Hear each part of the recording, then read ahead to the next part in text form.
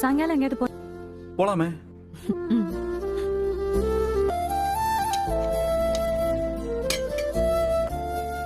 Hi அப்பத்தா.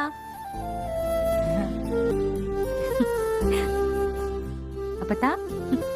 கேமா ராஜி, நீ ஏன் ஒரு மாதிரியா இருக்க? ஏ முகமெல்லாம் வாடி போயிருக்கு. ஏன்? என்னால முடியாதுப்பா. வீட்டுக்கே நான் போயிட்டேன். இப்பெல்லாம் அம்மாச்சி. என்னப்பா போயிட்டேன். இப்ப எல்லாரும் நிம்மதியா இருக்கியாளா? அம்மாச்சி எல்லாம் கேக்குற. எனக்கு உங்களை வீட்டை விட்டு அனுப்பணுங்கிற என்னால எனக்கும் தெரியும்பா. சும்மா உன் கூட விளையாடி பார்த்தேன் தானே. அந்த நாடகத்தை போட்டு என்ன அந்த வீட்டுக்கு அனுப்பி வச்ச. என் பையன் முத்து வெளியே என்கிட்ட சொல்லிட்டான். அப்பத்தா, அப்பா என்ன சொன்னாரு? உங்க அப்பன் தள்ளி இருக்கான். அப்படியா? ஆமா.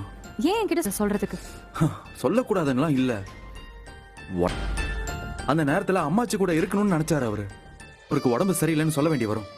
அதான் சொல்லல, அமைதியா இருந்துட்டேன். அம்மாச்சி, என் மேல உங்களுக்கு மாட்டேன். நீ எதுவும் தப்பு பண்ணியிருந்தா கூட நான் உன் மேல கோவப்பட மாட்டேன். நீ நல்லா இருக்கணும்.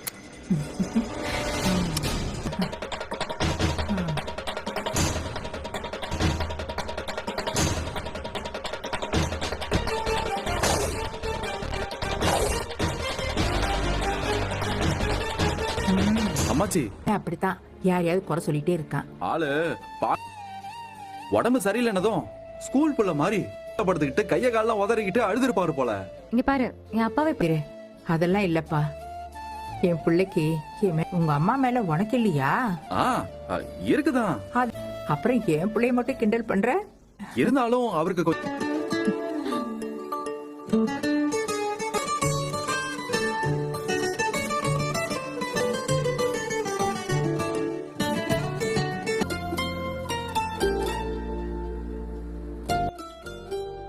இன்னும் கொஞ்சம் போடுவா. போட்டுக்கிறேன். சைலண்ட் மோடுக்கு போயிட்ட போல இருக்கே. புரியலையே. இல்ல, முன்னாடில இருந்தே வரது கிடையாது. நீ தானே டீல் பண்ணிக்கிட்டு இருந்த. அதெல்லாம் கரெக்ட் தான். அப்படிதான் இருக்கேன். ரொம்ப நல்ல விஷயம். ஆபீஸ் வேலையா? இல்ல, வீட்டு வேலை பார்த்துக்கிட்டு இருந்தேன். வேலை இல்ல, வீட்டோட வரவு செலவு கணக்கெல்லாம் இருக்குல்ல. மிஷனுக்கு எம்புட்டு பொறுப்பு. நாங்கெல்லாம் எப்பவுமே பொறுப்பான ஆளுதேன். என்ன நோட் பண்ணீங்க? அது செலவு ரொம்ப, ஆனா அநியாயமா செலவு பண்ற மாதிரியே இருக்கு. மீனா, அதிகச்சாமா, பால், கரண்ட் பில்லு, ஆட்டோ காருன்னு. எப்படியும் நீங்க ஹோட்டல்ல தான் வாங்கி சாப்பிட்டுருப்பீங்க. அப்புறம் சென்னைக்கு வேற பஸ்.